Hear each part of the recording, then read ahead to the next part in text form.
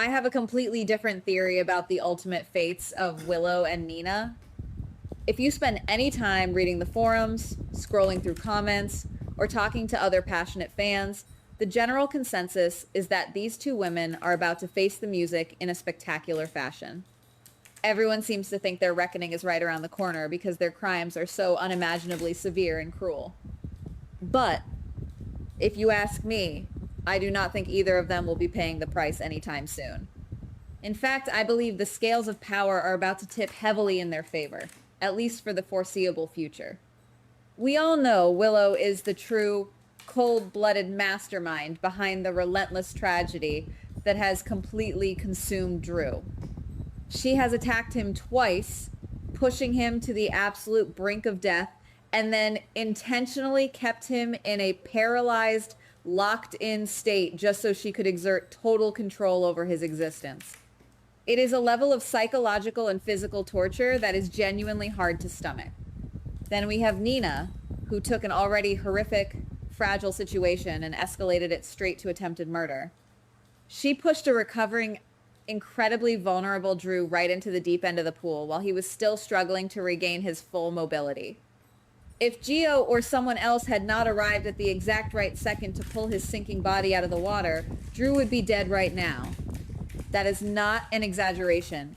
It is a cold, hard fact of the narrative. So, the natural, logical expectation from the audience is that Drew will wake up, point an accusing finger, and send both of these dangerous women to prison for the rest of their natural lives. But this is where it gets incredibly interesting. I do not think that is going to happen at all. My theory is that Drew is going to shock absolutely everyone in that town. Instead of turning Nina and Willow over to the police and demanding immediate justice, I firmly believe Drew is going to lie through his teeth. He is going to look the authorities, his friends, and his family in the eye and claim that he simply lost his balance and fell into the water by a clumsy accident. He will actively cover up the terrifying fact that Nina tried to drown him, and by doing so, he will continue to hide the even darker, more sinister truth that Willow is the one who orchestrated his initial paralysis and ongoing torture. Now, I know exactly what you are thinking. Why on earth would a man who has been tortured, paralyzed, and nearly drowned protect the very monsters who abused him? It sounds completely absurd on the surface, but if we dig a little deeper into the psychology and the current board of play, Drew has a very compelling, albeit terrifying, reason to keep his mouth firmly shut. The primary reason for this shocking silence is Jack. Drew is no longer just fighting a localized two-front war against Willow and Nina. Jack has firmly aligned himself with those two women, and that single alliance changes the entire landscape of this battle. Jack is not just a casual friend or a minor nuisance. He is a highly dangerous, resourceful, and ruthless operative who currently holds the ultimate trump card in this high-stakes game. Jack possesses the infamous black box, a vault that contains undeniable, concrete evidence of severe past crimes committed by Drew. If Drew decides to play the righteous hero and expose Willow and Nina to the police, Jack will not hesitate for a fraction of a second to leak the contents of that black box to the authorities.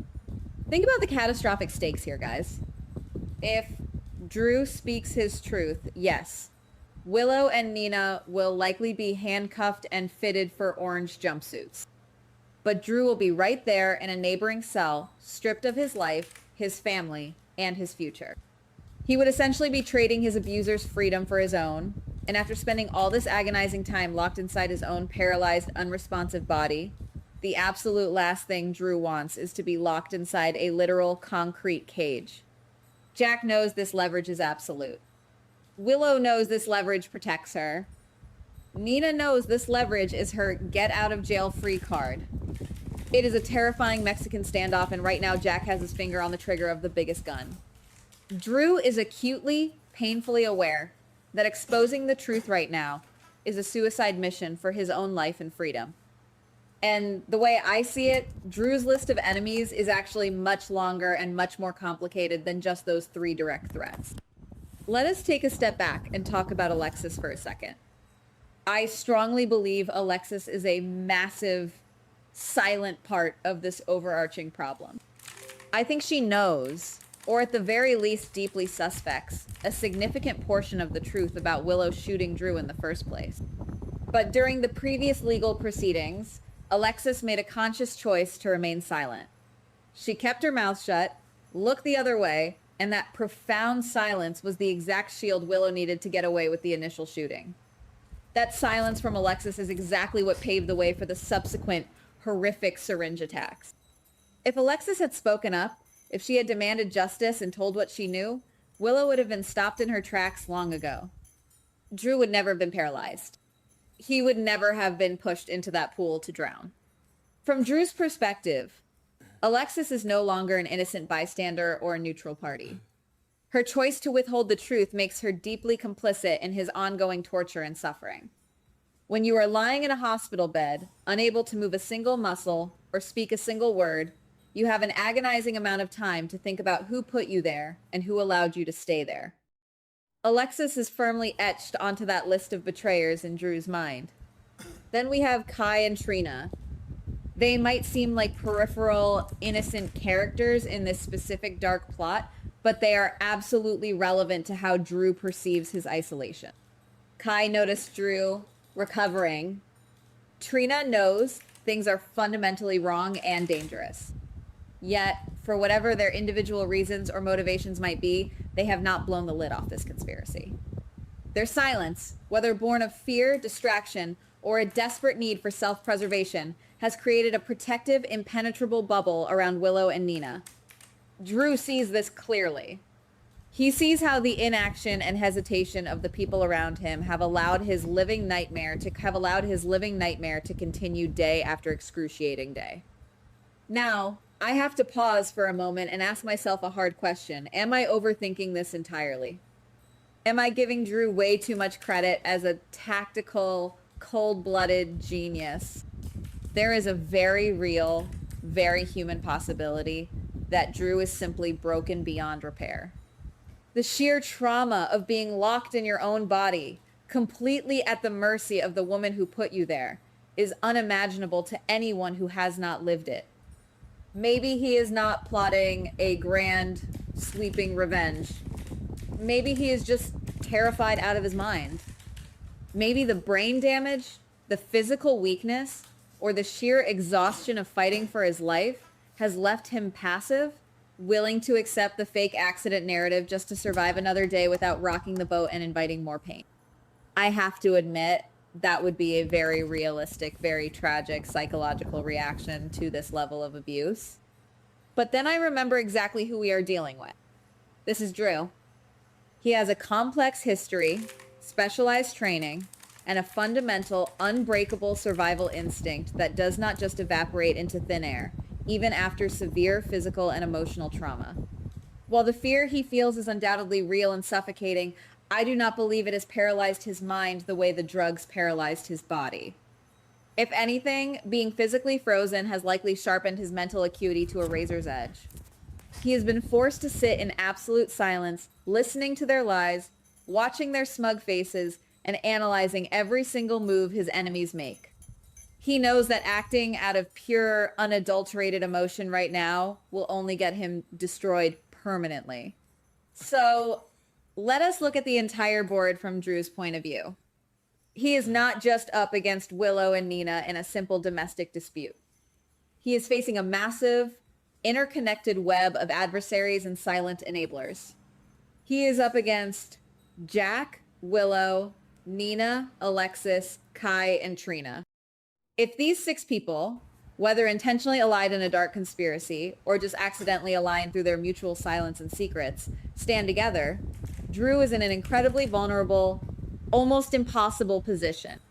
If he attacks Willow directly, Jack destroys his life with the black box. If he goes after Jack, Nina and Willow finish the job they started at the pool. He is completely outnumbered, outgunned, and cornered. That is exactly why I believe Drew will not launch a direct, loud assault. A frontal attack against this many aligned forces is doomed to fail spectacularly. Instead, Drew is going to embrace the very silence they forced upon him. He is going to smile weakly, thank Gio profusely for saving his life, and tell the police that he just slipped on the wet pavement. He will temporarily, agonizingly cover up the vicious crimes of both Nina and Willow. By doing this, he accomplishes two absolutely vital things for his survival. He protects himself from Jack's immediate blackmail, and he lulls his arrogant enemies into a false, intoxicating sense of absolute security. This is a brilliant, terrifying psychological play on Drew's part. Willow and Nina are already operating on borrowed time and massive, fragile egos. If Drew wakes up and actively covers for them, they will think they are invincible. They will truly believe they have completely broken his spirit, that he is so terrified of them in Jack's black box that he will be their obedient, silent puppet forever. Hubris is an incredibly dangerous thing, guys. When criminals think they have won the war, they get sloppy. They stop covering their tracks. They make arrogant mistakes. They eventually turn on each other when the paranoia sets in. And that is exactly the toxic, destabilized environment Drew needs to cultivate to win.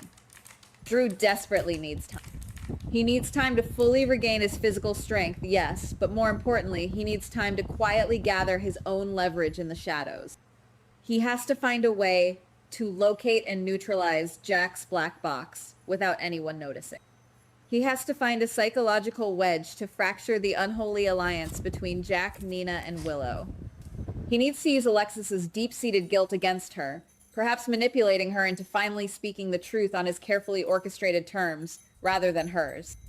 He has to systematically, ruthlessly dismantle the six-person barrier, piece by piece, isolating each of them until they have no one left to rely on. If my theory holds true, this is no longer a simple story about a victim seeking immediate satisfying justice. It is a complex, dark story about a survivor playing a high-stakes, deadly game of chess. Drew will use his supposed weakness and fear as his greatest, most deceptive weapon. He will watch Willow and Nina celebrate their false victory, pretending to be their victim, all while he quietly sets the explosive charges to blow their entire world apart. He will isolate them, strip them of Jack's protection, weaponize the guilt of the bystanders, and when the moment is perfectly right, he will strike with absolute precision. So, do not be disappointed or angry when Drew tells the cops he just fell into the water by accident. Do not scream at your television that he is being weak. That dramatic rescue at the lake was not the end of this storyline. It was merely the opening move of a much darker, much more calculated underground war. Drew is playing the long game now, and he is playing for keeps. The real question we should be asking is not whether Willow and Nina will eventually pay for their sins, but rather, what will be left of them? And everyone who stood by silently when Drew finally decides it is time to collect his debts. It is a chilling, thrilling thought, and honestly, I cannot wait to see how this masterpiece of revenge unfolds. Goodbye. Please like, subscribe, and comment on the GH Spoilers Daily channel.